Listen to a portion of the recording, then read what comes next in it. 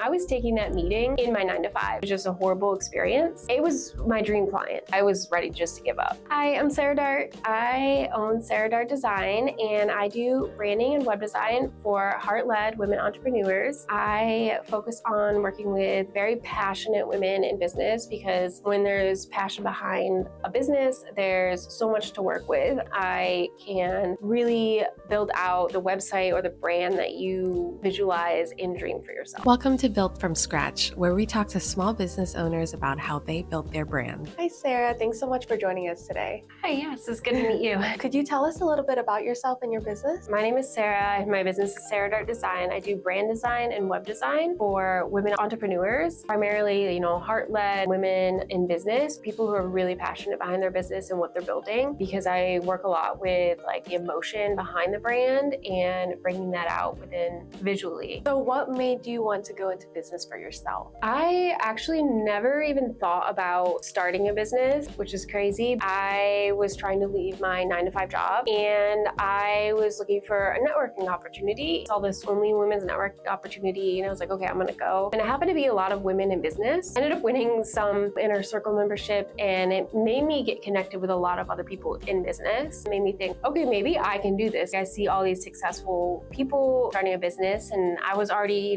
designing websites here and there I was an engineering company, and then somewhere else I was charging $400 a website. And I was like, okay, well, I might be able to make this into a business. That's just kind of how I started to look into it and being surrounded by other people in business. Did you immediately leave your 9 to 5 or did you do it alongside your 9 to 5? I did it kind of alongside my 9 to 5 for a bit because, again, it was kind of so new to the idea. I started a business course. It was a little more like a business course / mindset. It was primarily for women. It was just working on your limiting beliefs and mindset and, things that I definitely didn't know and then I needed to work on, but also how to run a business and the sales of it all. I learned a lot through that and met other people and had accountability through that. So it kind of helped me get into things and start and meet new people. But I ultimately wanted to have some kind of client or experience before I left. I wanted to have a little bit of security. I was taking the course, I was trying to build my business, and I was working a 9 to 5. So it was a lot. I'm looking back at that now and I'm how was I doing all that at once? Because now I'm I don't know how I could do that.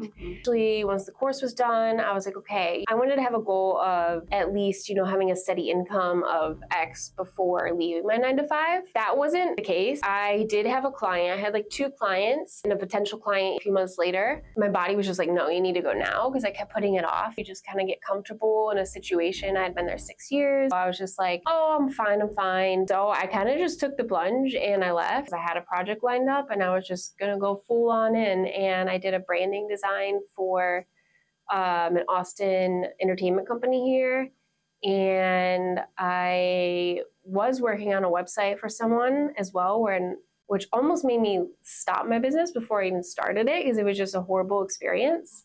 So that I look back at it today because I'm wow, I was ready just to give up because it was just, you're gonna have those people that you work with that you don't mesh well with, and it was a learning experience, but yeah, so I had a lot of ups and downs for sure, but a lot of good clients, and that helped me build my portfolio, and then, meeting other clients too. And I met someone in the financial industry, did their branding and website, which really helped take a good chunk of my time and my business. And so I was fortunate enough to keep meeting people and networking and snowballing. Yeah.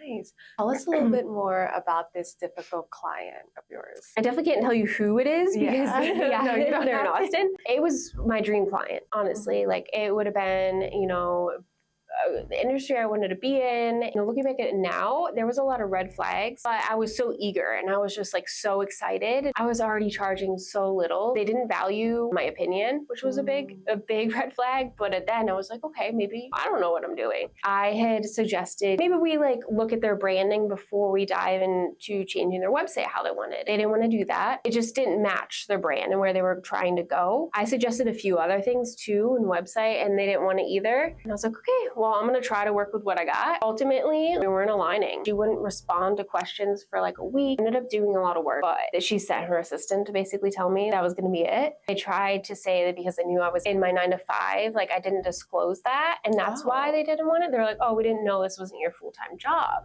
Which wasn't the case. I was fully dedicated. I worked outside my 9 to 5. I mean, I was taking that meeting in my 9 to 5 in the break room. I was working around the clock on these client projects. I did learn a lot from it. It set me back a lot because I was just like so defeated. They're in some of the networking groups I started going to. I was kind of scared to see them again. And I was just like, you know what? No, I didn't do anything wrong. I think they have a great company and it's too bad it didn't work out. It just made me realize like who I do enjoy working with and who I don't, and implementing things into my contract, like a rush fee and a termination fee, because there's going to be those certain clients that you're going to have to deal with. You could have so many great clients, just a learning experience. I want to go back to the beginning. How did you get your first client? Did you do anything special with marketing, or was it mainly just these networking events? Primarily just marketing through Instagram and in person. My first client, I was more so in-person networking. She was kind of in the community that I joined and kind of experienced with all like the women entrepreneurs. Connected again on Instagram. We both had worked at Disney World, so that was kind of a cool connection point too, because her business is Lone Star Entertainment characters. She has princesses and princes and superheroes and brings like Disney to people's backyards. Very fun and magical, and that's kind of how I started with her, and I did her branding. It was a lot of fun. It was very like a much of like a creative outlet too. Was this all organic, or did you do paid ads? So all organic. Awesome. Yeah, I have actually never done paid ads yet. I just started looking into that actually. Are there any things that were very unexpected when you first started your business, and what advice would you give to someone who's looking to start this type of business? There was a lot of self-comparison. You have to be careful not to like compare yourself. You put yourself out there and it's just like, wow, I got like 2 views. What the heck? It just takes a while too. It's hard to feel like natural behind the camera. And it's something I'm still working on. The people you know when you're starting a business, I feel like people you may know, like say from high school or your family, they're not going to really understand your journey for the most part. I mean, there are really supportive, like people in my life, but for the most part, like they don't understand the entrepreneurial journey. It's like, what are you doing? Like, got a lot of questions like, when you go back to your 9 to 5, or what about health insurance? How long are you going to do this for? Or it must be so nice to work from home and things like that. At first it was okay. It really gets to you after a bit. You were already like in your head about things like, can I do this? Like, I don't know. Like, I don't know what I'm doing. Honestly, everybody's faking it until they make it. Being around other people in the entrepreneurial community, they're figuring out as they go. It's okay to lean on one another. Surrounding yourself with people who are wanting to build themselves up as well. Just because someone like your family may not understand what you're doing doesn't mean it's wrong. If you have the passion behind it, keep doing it. You can prove them wrong. To close out, I would love to hear any advice you have for